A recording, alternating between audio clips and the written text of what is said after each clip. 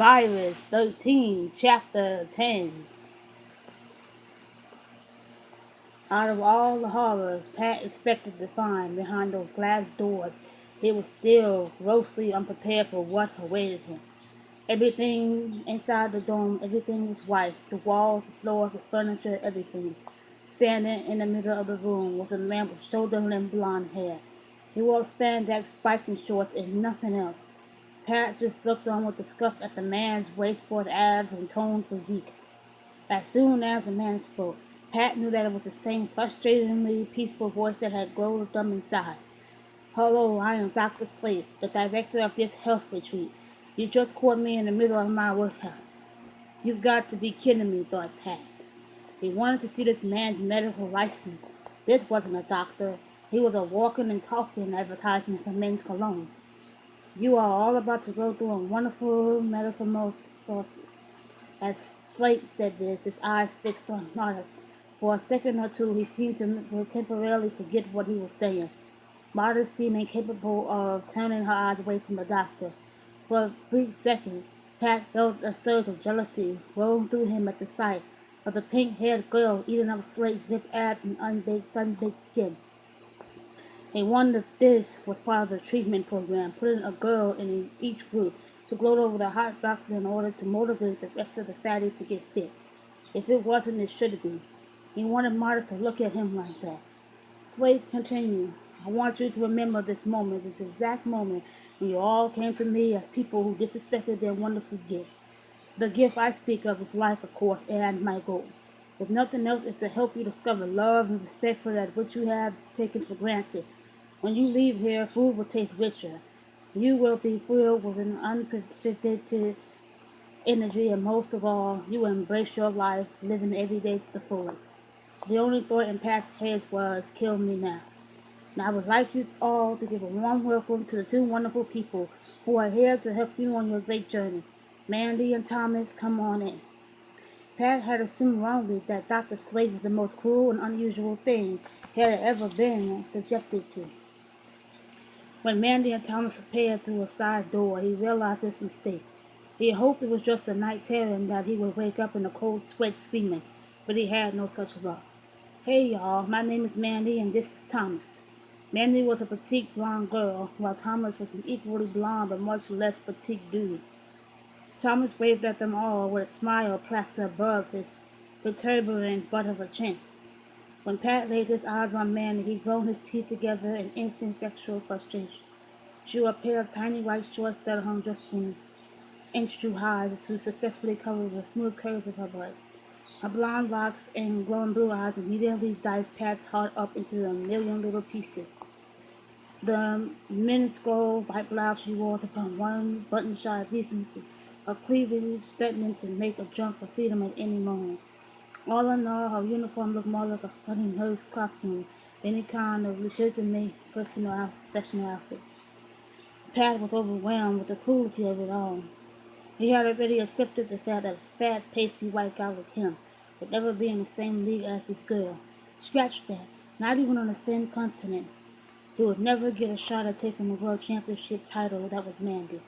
She was like the Super Bowl, and he might as well have been the Chicago Bears in the midst of another losing season. On the other hand, Pat could do with a little less of Thomas, a whole lot less in fat. The boy was obviously a bodybuilder. His all-white outfit was somehow more revealing than his female counterparts. The guy had on embarrassingly tight shorts that accentuated his man package while still simultaneously exposing most of his hairless thighs and foot.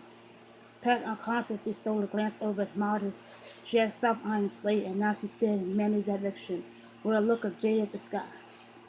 "I'm so glad to have you all here. We are going to have so much fun," Mandy said as she clapped her hands together. She then lifted those perfectly manicured hands and pointed to a doorway behind her.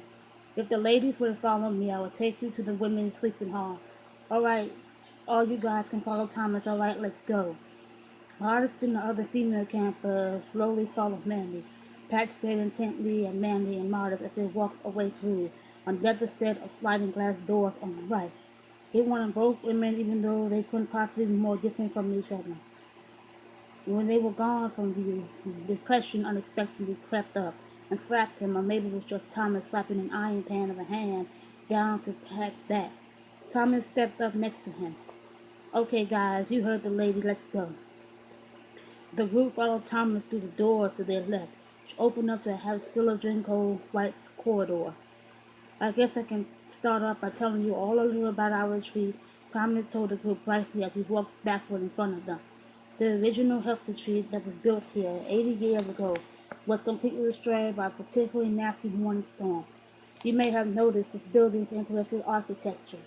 The dome structure is designed to withstand the severe warming storms that Texas has been suffering from. So nobody worry, if there are any storms, which there will be undoubtedly be during the stay, you will be perfectly safe. They enter another smaller dune. This one was filled with a host of workout equipment. This is one of our gyms. You will be spending a lot of time here. So I won't bore you with any details, but a quick overview. We have more than 50 machines in this room. As far as free weights go, we've got plenty. Don't worry. Pat looked around at all the torture devices and muttered, I'm not worried about that, I promise you. What did you say? Thomas shot back. Nothing. The bodybuilder smiled at him. That's what I thought. Anyway, we will have plenty of fun in this room. Silence fell over the group as they walked on. The sight of the gym hit home with them. The ugly reality of the next 6 weeks now had a face. From the back, Tony spoke up for the first time since his beating out in the parking lot. When are we going to eat? I didn't get breakfast this morning. I'm starving. Thomas nodded his head in sympathy. I understand that feeling. Breakfast is the most important meal of the day. Sadly, you missed breakfast, which is served at 5 a.m. So we all will have to wait for smoothie time at 8 a.m. Smoothie time? Yes, smoothie time. It happens to be my favorite meal of the day. You've got to be kidding me. Tony choked on the words as he repeated, Smoothie time? We have a little model here at the retreat. Here we wait for what we eat, so we've got plenty to do before the next meal. You're going to have to do your best to cope with that hunger. Can you do that for me? Tony didn't reply. He was still trying to come to terms with smoothie time. At the end of the next corridor, they came to a clothes rack full of bleached white cotton. Pat's stomach turned. He realized what he was looking to confirm his suspicions. Thomas reached over and pulled a hanger off the rack.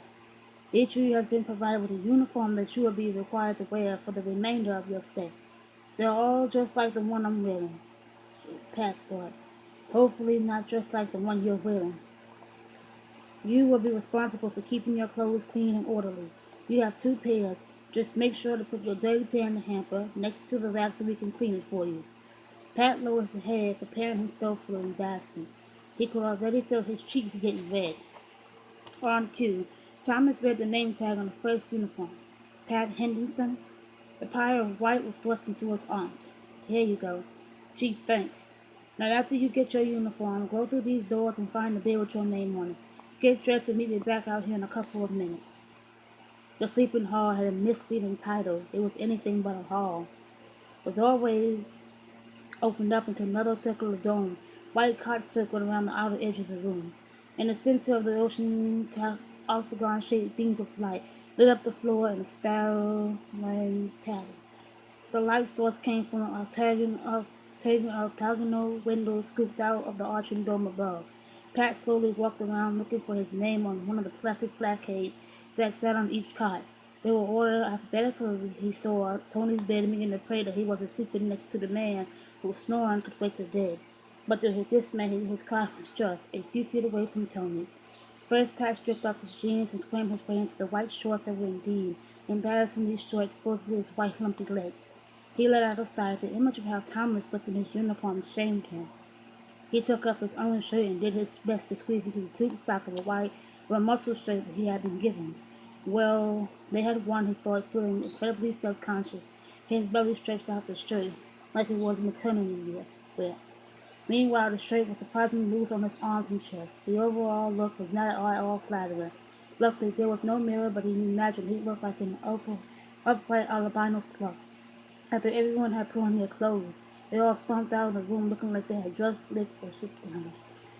Thomas was waiting there to greet them. So here at the retreat, we believe in the power of the saying, out of sight, out of mind. These uniforms are designed to uncover your insecurities and remind you daily of why you are here. I know the clothes feel much too small and tight right now, but I promise by the end of this retreat they will fit perfectly. Now, if you would all please follow me, I will take you to orientation. The group followed Thomas back down the series of white corridors. Pat felt like a stupid fool, but couldn't help but smile at how ridiculous they must have looked. One guy with the body of a Greek god leading several overweight men in white tights, like the nurse section of a gay pride parade, minus the rainbow flags and glitter. Pat marched on, his smile fading as he wondered what humiliation awaited him next.